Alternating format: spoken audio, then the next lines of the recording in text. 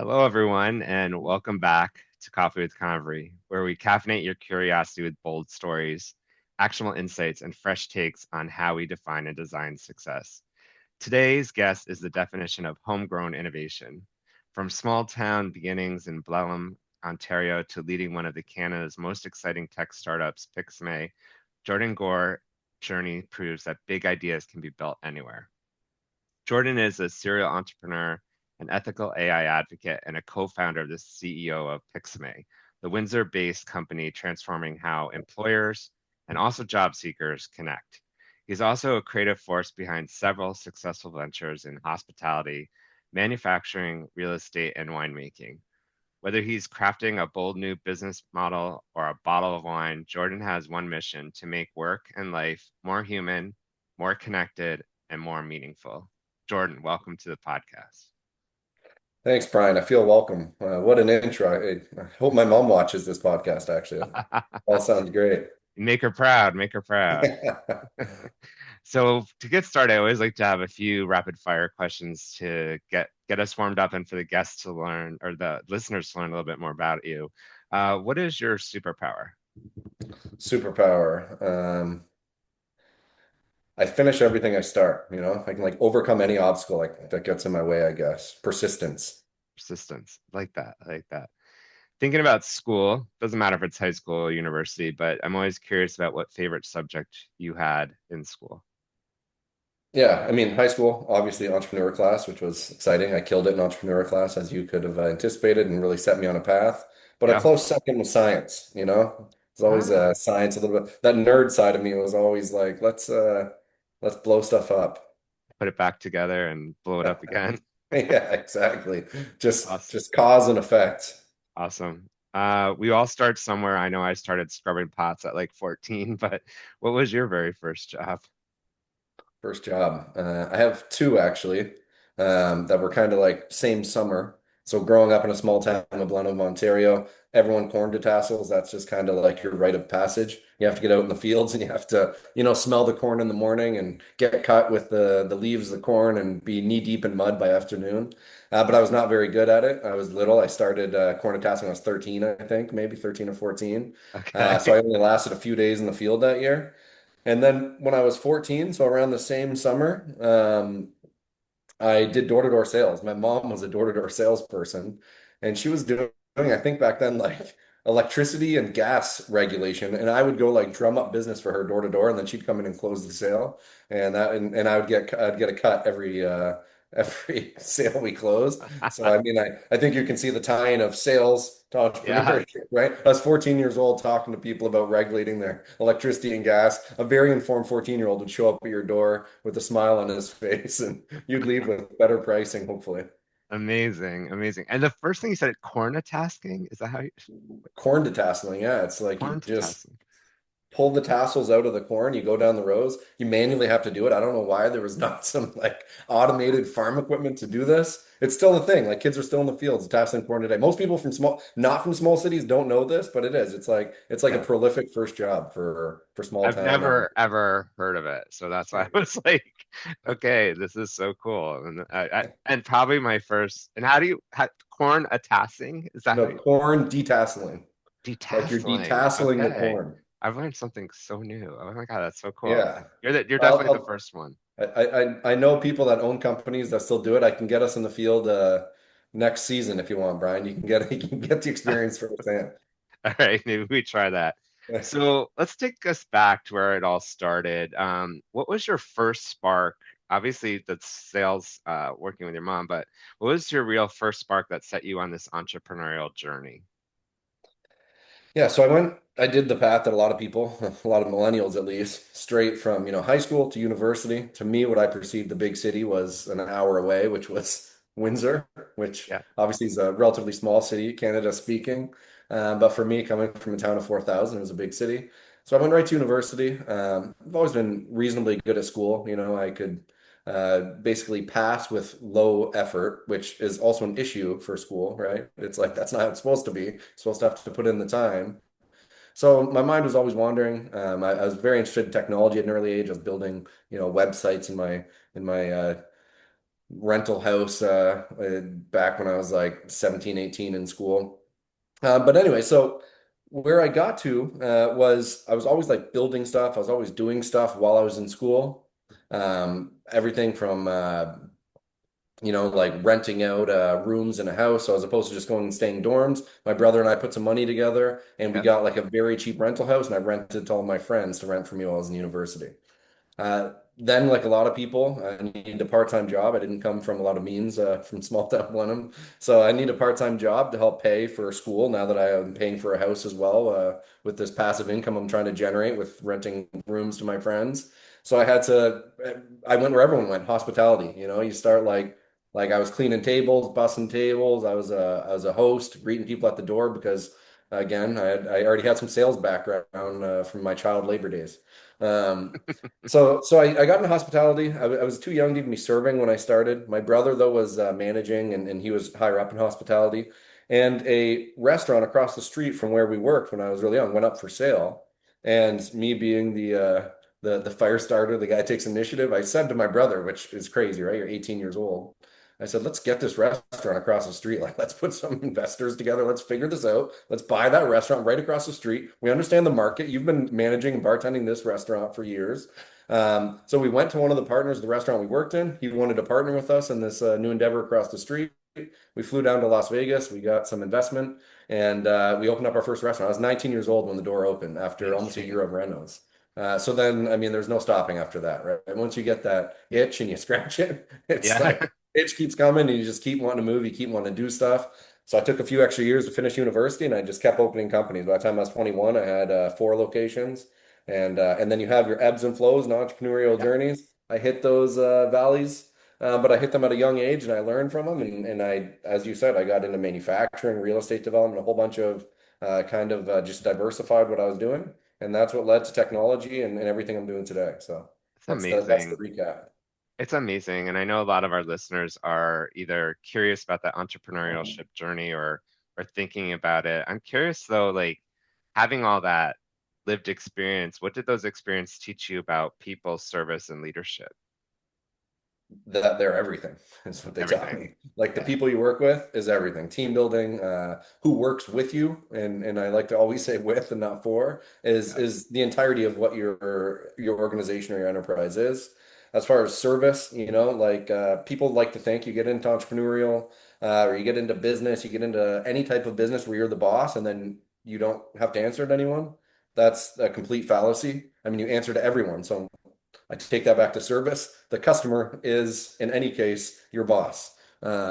So I think that's how you should treat service. And Yeah. then obviously sales. The sales component of every business is the most important. And what's important with sales is understanding people, like the psychology of people, answering to people's needs, right? Like, Yeah.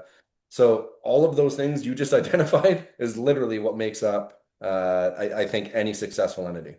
Absolutely. And a lot of people get their eye off the ball on the human-centric pieces of that, and you nail it in the way you approach it. So that's great. And thank you for sharing those insights. I also want to talk about a lot of entrepreneurs I speak to, maybe they're early in their career trying to think about things. They don't think their early jobs translate to their own tech or startup.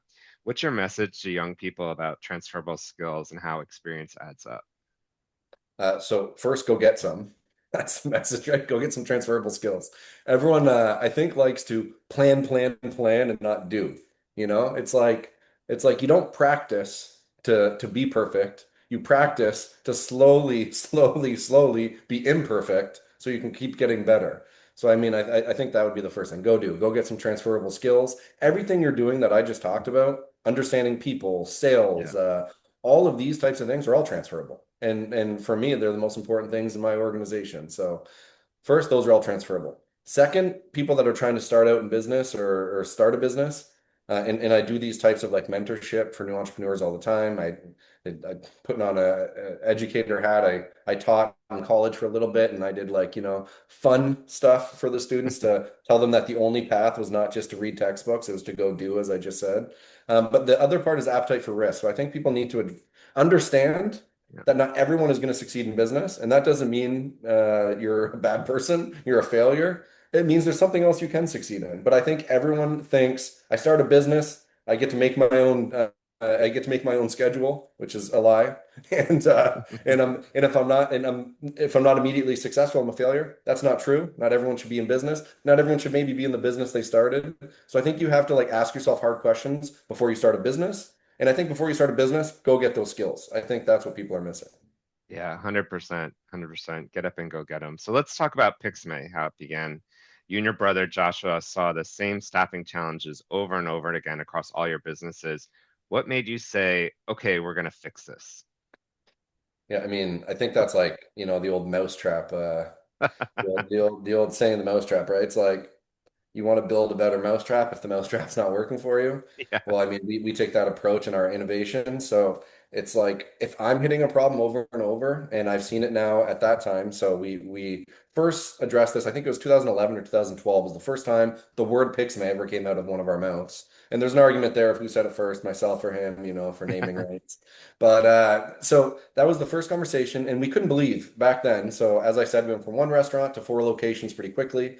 We were moving around, 200 staff in total. And in hospitality, massively high turnover. You have a lot of students working with you. Retention issues aren't always your fault. It's just people aren't in their full-time careers yet. So you're always trying to fill gaps in the workforce. So every time we need to fill those gaps, we'd go post a job. Back then, I don't even think like an Indeed existed. It was like a Kijiji, like classified job boards is what we'd yeah, use. And we get 1,000 resumes. And we were an HR team of two, even though we were a relatively big company. I mean, famously in hospitality, it's not like you have big admin teams, right? no, The margins are low.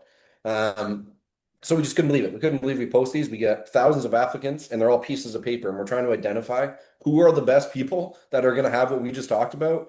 Some of those transferable skills, some of these people skills, all of this stuff that's not written on this piece of paper that's now a PDF that's been attached to an email. Like it just didn't make sense. I said, how are people judging and they shouldn't be judging people based on a piece of paper. Like, where's the human part of that?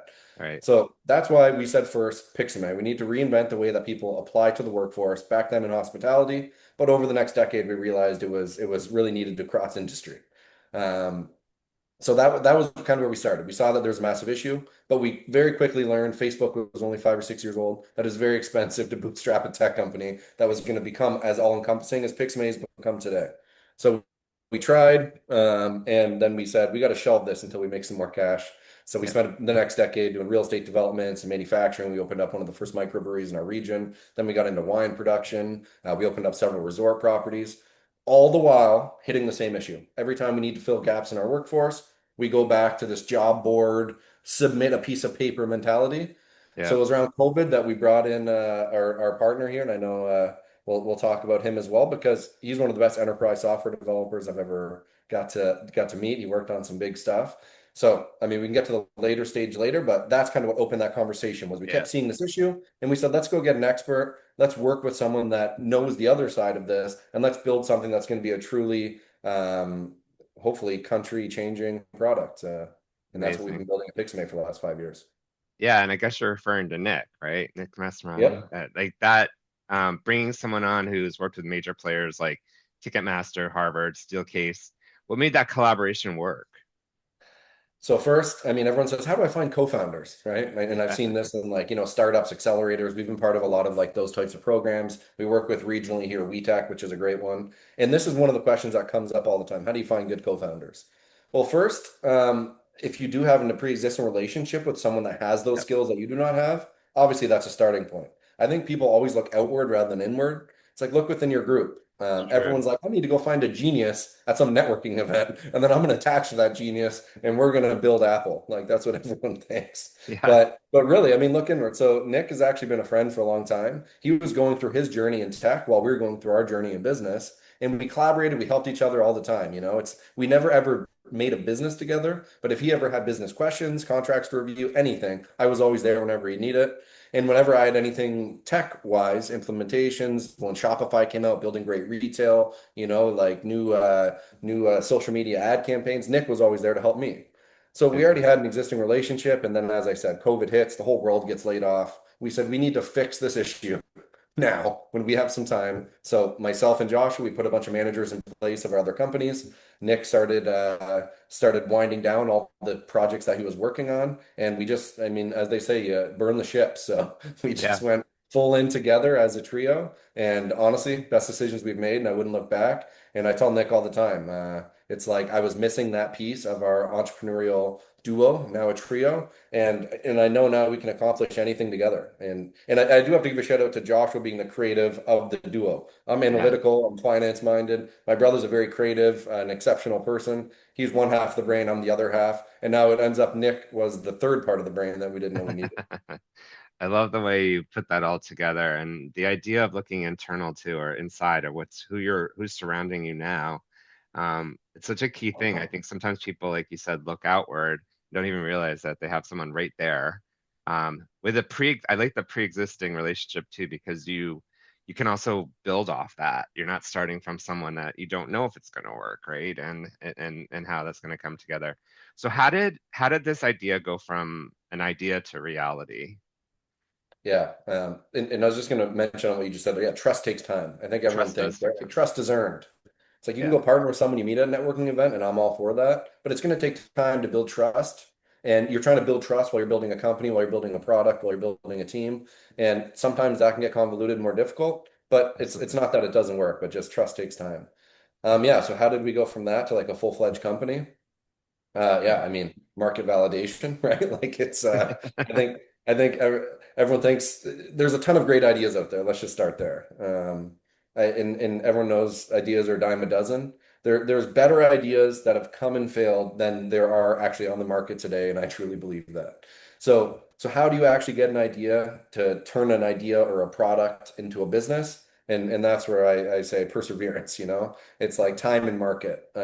It's just like you can hear 50 no's and one yes, and you need to keep going, but you have to learn from those 50 no's. I think that's what people forget. It's like you get 50 doors shut in your face. Well, maybe Yeah, there's a reason. Adjust, adapt, and make some changes. So all the while you're doing that, and in tech we call it iterating. Every time you're changing your product, you're iterating, you're doing these things, you're becoming a better person.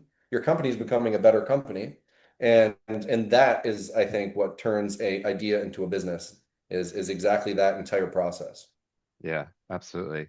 So I want to jump into the core of by the way, I love your mug there. Awesome. Well, it's coffee with Convery. I'm a tea drinker, not to throw off any of the coffee drinkers that watch That's it. But yeah, okay. no, Scott's Tots, right? Yeah, You know. yeah. That's awesome. The core like business, but also the core mission of what you're doing is redefining the resume. And I standing here applauding you in my head as well. It's obviously about reimagining how people connect to work, but that starts with the death of the traditional resume. I mean, if you think about how long this thing's been around and how long it's been in the same shape, format, whatever, all we did was take it from dropping it off at offices and like putting it into digital format. But what do you feel is wrong with how hiring works today? Yeah, I mean, well, first, I got a quick quiz for you. Do you know who Yeah. used the first resume, like in recorded history? Oh, I know I've seen this before. I can't remember, but I know there's, It's older than you would think, but yeah, isn't it's it like Leonardo da back? Vinci. Yeah, Yeah. that's right. Yes. That's Yeah. right. I knew you knew it, Brian. I didn't want to catch you No, off no, the, no. I, no, I, I I was get the fast thinking, questions, you get the fast there questions. you go. But even that's incredible. Yeah, so that's like the first recorded where like Leonardo da Vinci would share his work in like what they perceived to be a resume format, you know, a parchment sharing the stuff he's done, the stuff he's Yeah, painted, invented. So we always say like, was it not time for innovation? I mean, we've had 500, 600 years of using this to identify who we are. Like really a resume is who we are, right? That's what we're trying to yeah, tell a person that we want to work for. So yeah, we've already talked enough about that. It's not an accurate reflection of who you are. What are the other issues as we identify within the space and the stuff that we're trying to accomplish? Well, a big thing, just a communication gap between the people that are looking for jobs and the people that have jobs, right? And this is a generational communication gap. The people coming up that are now going to be the bulk of the workforce are almost speaking a different language than these hiring managers, right? And it's all English, but it's a different language, and they have different needs, they have different wants. They don't want to be unheard, they don't want to be ghosted. And really, all of these things can be addressed with technology, and that's what we've identified at Pixme. Like a proper candidate intake engine that makes the person applying feel human. You know, the human should be still in human resources, and I think we yeah, forget that. And so I think we've overused technology in some cases and underused it in others. So I think it's finding that balance between candidate and employer. And that's what we're trying to do at Pixame is find that human way to use technology, to use AI, to find the best people to fill the best roles where everyone's happy and everyone feels heard. And that's kind of what we built with our patent pending matching algorithm, with our entire new process, with our candidate intake engine that uses dynamic profiles, with our cleaning human data for large enterprise so they understand the people that already work for them. They might already have rock stars within their organization. They don't even know. So they have a resume on file from 15 years ago. So we update that information, we put it into a profile, we get these human data points, and then we use technology to identify the best people. Amazing. That's, yeah, a whole new reflection on that. And for like students and job seekers specifically, talking about that audience here first, how does Pixmay help showcase their skills and personality beyond that traditional piece of paper? Yeah. So, I mean, obviously the first part. So just making a dynamic profile. So a Yeah. piece of paper, a resume. We like to tell people we're onboarding them.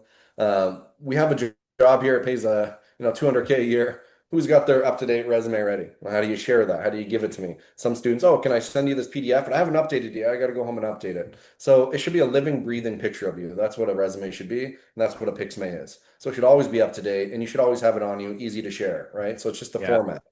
The format should also be readable by technology. I mean, we see now that most large organizations, which are employing most of the job seekers that are coming up and starting their careers, are using applicant tracking systems, are using AI intake systems. So it's not just what's on your profile, but it's also that it's in a format that can be read by these systems.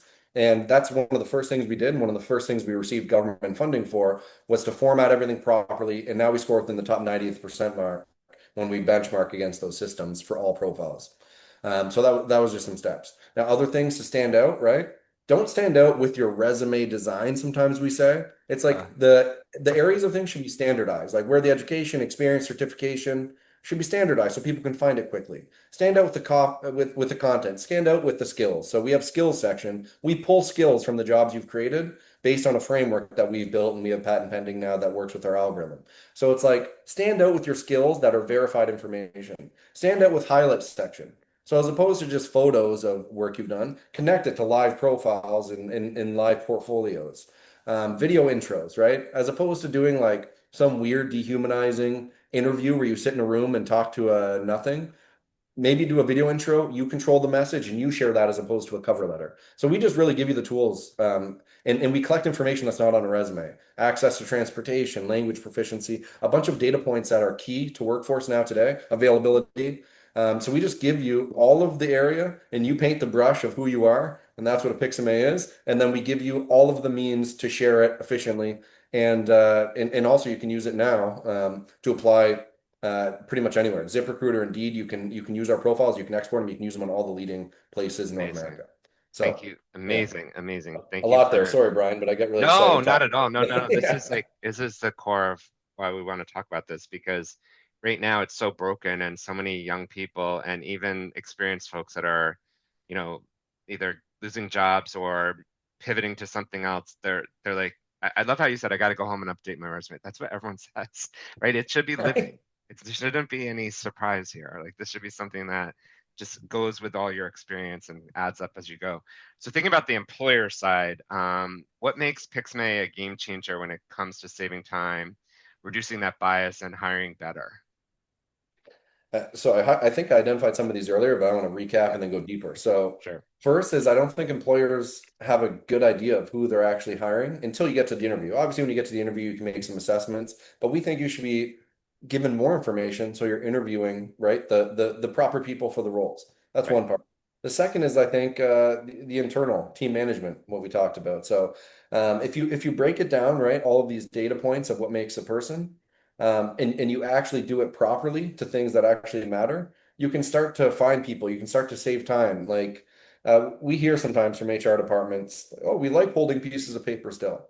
It's like, well, no, I mean, come on. Like I like reading a book too, like instead of my Kindle. I like reading a book and I like flipping through the pages, but you Right. don't need a piece of paper in front of you. And they say the average HR analyst, like the first intake, if it's a person when it gets to a large organization, is only spending 7 seconds to look at that piece Yeah, of paper. that's So it's right. like, do you like that piece of paper? No, I think it's a comfort. Let's get rid of that. So that's one thing is by digitizing all this information, by collecting all the data points for employers. Like I said, we call it a candidate intake engine. And then Yeah. using a smart, non-biased or bias-resistant matching algorithm, we can match people to roles within your organization in a much more efficient manner, much more affordable than using, costly headhunters, recruiters, these types of things. You just pay for our software. And by doing all of these things, not only are you now finding people in a non-biased way for the roles, but you're also humanizing the process again. You're collecting the information from the people they want to share with you. You're not going doing social media scrapes, which everyone does. Everyone, you get to a point before an interview. What do as an employer? You go and you check someone's Facebook or LinkedIn or TikTok, Instagram, and it's like, no, that's who they are in their social setting. That they did not want to share that information with you, but this is what we do today because we're so starving for information before Yeah. we get to the applicant interview. So let's not starve for information anymore. Let's be more dynamic. And that's what we're doing. So does that sum it up like just part of Yeah. our process there? No, absolutely. I love the fact that you use the word starving for information because it's true. Because everyone has 6 seconds and they go everywhere else, LinkedIn, this way or that way, trying to find people's information. This is all in one place. The employer can really capitalize on that. And I think your point about knowing who you're interviewing before you're interviewing is really key because a lot of times these pre-interviewing tasks and opportunities don't always yield what you think's coming in the door. So no, I love that. I want to talk about something I think Sorry, Brian, I just everybody wanted to know. point one more thing. Yep, Or in the Gen AI era, it's like the person you're interviewing isn't even the person on the piece of paper. They that's true. generated based on a job description they pulled off Indeed. And now you're interviewing a person that isn't even the person that's on the piece of paper because That's they thought this is what they needed to do to get the interview. Think about how sad that is. That they that's thought true. they needed to lie on their profile just to get in the door. That's And right. and likely no, they're probably not going to get the job, but this is what they needed to do. This is how broken the system is. Yeah, And you have all these companies going through data, you scale AI, like their entire point is going through data so AI functions properly. yeah, And somewhere in the we missed human data, and human data has to be dynamic. Human beings are living, they're yeah, changing. It can't just be a picture of who you were at one point, one fixed point. So that's yeah. what we're doing at Picsume. We're trying to, update that human data and really change the game. So It's I just want to amazing. point that out. Yeah, no, no, great point, great point. So I want to also talk about another really interesting point because I think people also think I got to go somewhere to get my business off the ground, and I got to be where the people are. I got to be where everything. So I want to talk about staying local, thinking global, which is really the crux of where you are from the organization. I mean, you've chosen to keep your headquarters in Windsor, Essex, where your own roots were planted. Um, why was staying local so important to you and your team? Yeah, I mean, we could have a whole podcast on this, right? I It's know like this one's a community pool. I building. It's like it's so important. It's so important, and especially in a like interconnected but disconnected world where everyone's working remotely. Like you need this connection to home. You need this connection to like helping those around you. And I think, okay, so we could talk about that for a long time. That's just the Coles notes. That's the starting point. The next point is we are an interconnected world, right? You can work remotely. When we were dealing with accelerators, we were being given offers, move to Toronto, Buffalo, accelerators all over. And we were like, why? Like to be in a room to meet other people. We've got the co-founder that we want to work with. We can build teams anywhere. Part of yeah, our team, a big part of our entire AI engineering team now works within Canada because we get a lot of government funding and most of the patents we're building right within Canada now. yeah, But a lot of our team and subcontractors we use out of country, and they're a very valid part of our team. And yeah, we do all of that from Windsor, Essex, actually Amherstburg, Ontario, not even the big city of Windsor, right from, so we own a winery that's about a 40-acre property. It's a beautiful property. And our team loves being out here. We have a boardroom out here. We have a lot of buildings. We have accommodations. We have a winery on site. So we get to have team events. We have an event building on site. So I could build this here because I knew the market. I could trust to invest the dollars into that. And now I could bring my whole team and our whole team here to work from a much more functioning ecosystem, being like a great place to work, but also a community that supports us. And I could do all that. And I would tell every investor when we were doing our first round too, it's like, have you heard of the internet? It's everywhere now. So we can run this from here. that's But right. yeah, so that's one part. Second part is a community that molds you, you should help mold the community. Love that. And I very strongly believe in that. The university I went to, I do a ton of stuff with them now. So the University of Windsor, it's just like for something that gives you so much, why do you not give back? It's the same, right? It's like your parents. They help you out, you help your parents out. Yeah, Same thing with community. And yeah, I just love that we're the first people doing this from especially Amherstburg of doing this where it's like, no, we put our boots in and we're like, no, we're going to run this company from here and we're going to have an impact across North America, but we're going to do it from right here. amazing. I know. I feel like I have a big heart for Windsor. I've spent a lot of my career helping support the school and other things out there in previous roles working with folks from the region. But I think sometimes people think they're biased even to that. Like why do you think people underestimate Windsor innovation, ecosystem, and entrepreneurial community? Because when you're actually there, you see what's going on. It's pretty impressive and it's building. Yeah. I think that's why, because it's building and it's not there. It's we have this thing around here where even Windsorites, like the proven industry here, let's say like the automotive Right. automation, now we have energy, like the battery plant. So we have a bunch of big things going on here, but those I guess like supported industries and like industries that have been around for a long time, they're very skeptical to even take chances on new ideas in Windsor because they don't want to have egg on their face because they're like established industry. So I think when something's building, people are very risk adverse to support it. And I think Windsor Essex is a risk adverse community, so that's why it's taken us longer to get here. Yeah. But we're starting to get the appetite for risk. And with companies like Picsume coming out of our region, we hope that the appetite increases.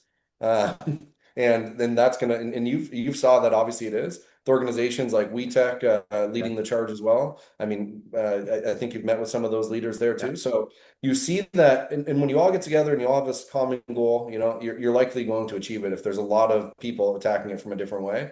And that's what's happening in Windsor Essex. But it's not all, we don't view Windsor Essex through rose-colored glasses either. We know that it's been a tough goal. We know we've been like, a one trick pony style with the automotive sector. So we know that there's a bad rap out there. But let's throw all that aside and let's just keep doing what we're doing. And now we're building a better reputation for this entire region. And I think it's working. So. Amazing. Let's talk about some lessons for students in schools. If you could speak directly to high school or university students today, what would you tell them about preparing now for work? One, I think, and even when I worked with the college, I don't think they liked that I used to tell the students this, but it's don't take yourself so seriously. It's like when you're in Yeah. school, and I was bad for it as well, up until university where I started branching out. But it's like you put so much in that I just have to be this perfect in a box student that you become a not out of the box thinker. So I think it's both. Like Yeah. express yourself while also not being lazy. I'm not giving it's not go be lazy, don't do homework, don't take tests and don't study. Don't take it so seriously. Your life's not going to end if you do not get into Harvard. That's like it's you can do like I did. You can go to Harvard way later, take an executive course, and you can pay them and they have to let you in. It's like so it's That's like true. don't take yourself so seriously. Lesson one. Yeah.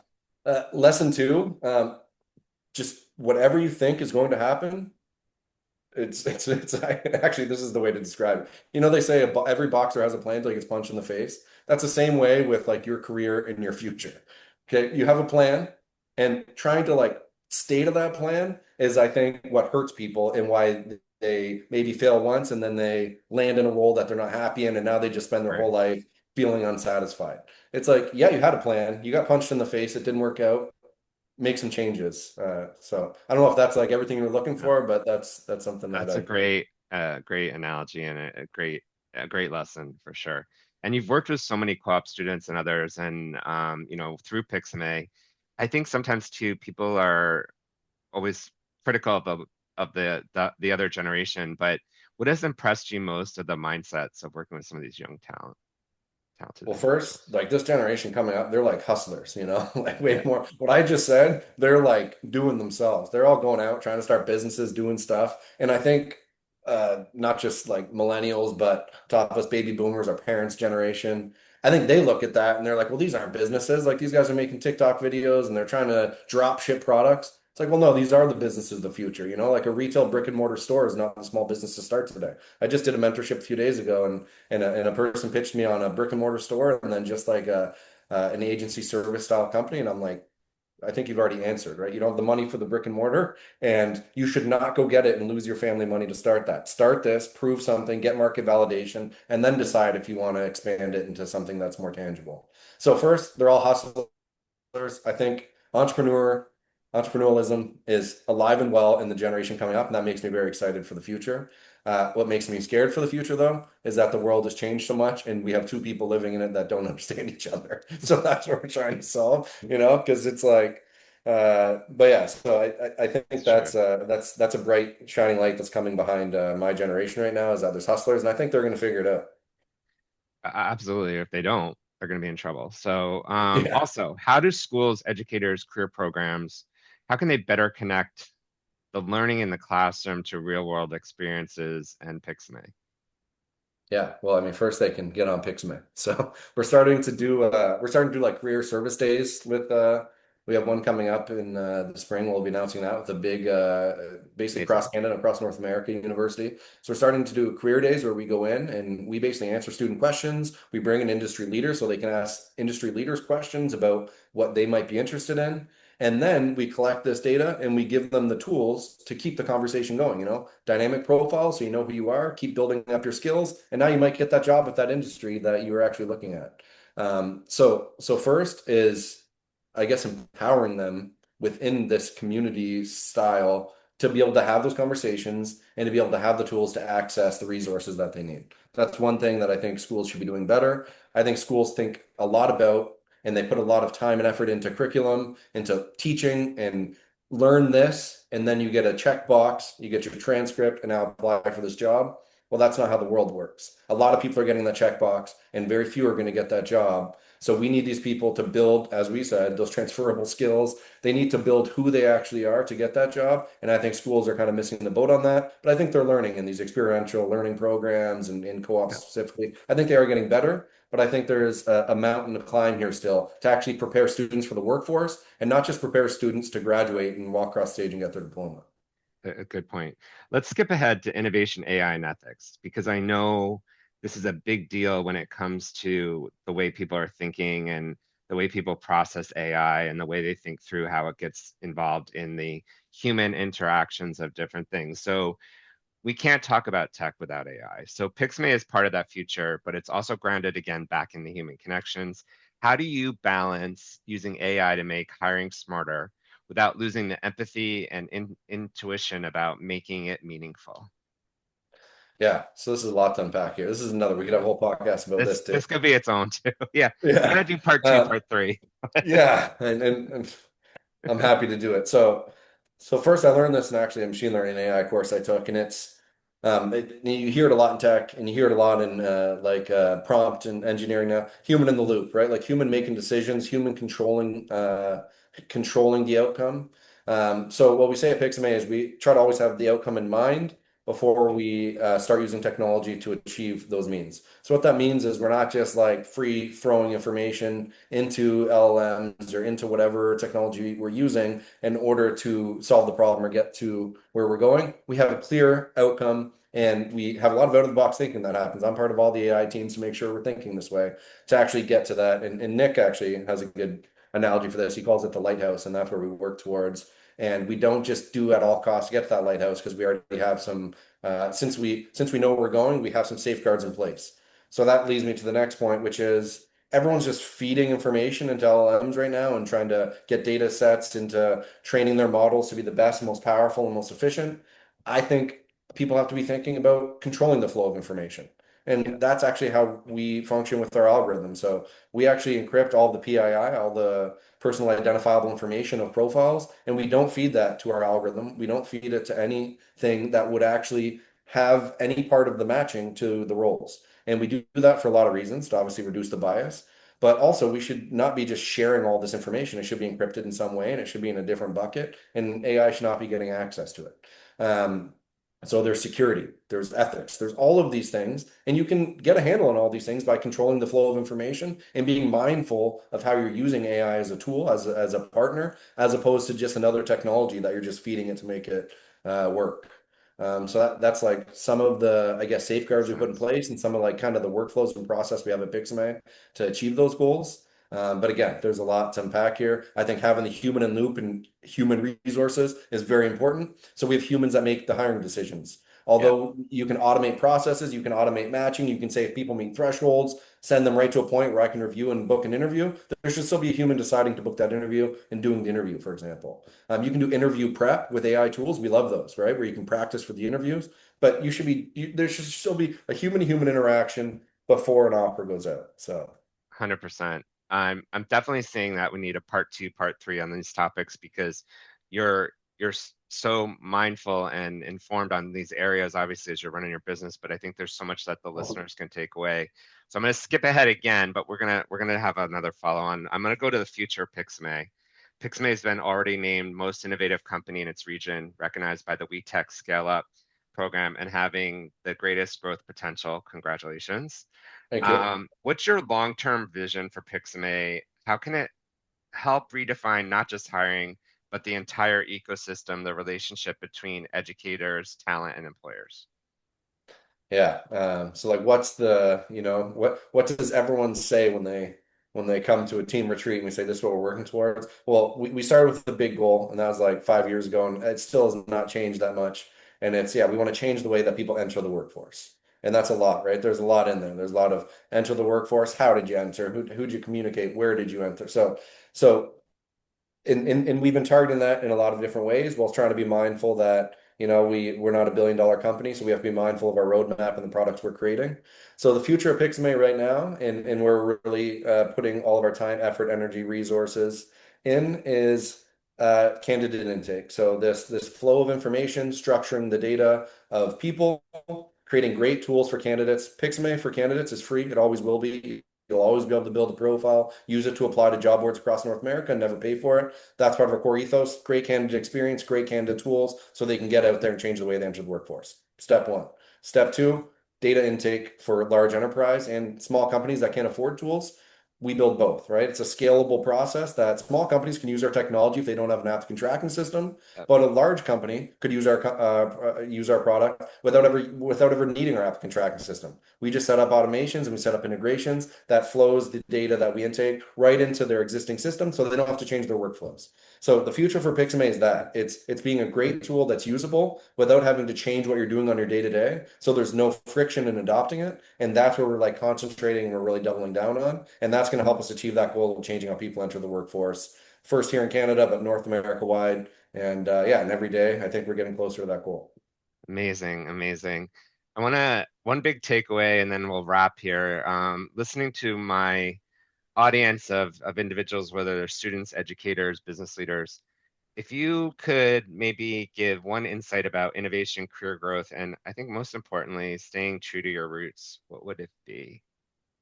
It would be you read the news every day. It says, "Oh, everyone's going to lose their jobs because of AI." Don't read that news. Read the news that says you have to be adaptable, okay? And you have to learn the tools. And if you want to be part of the future workforce, become part of the way that it's being built.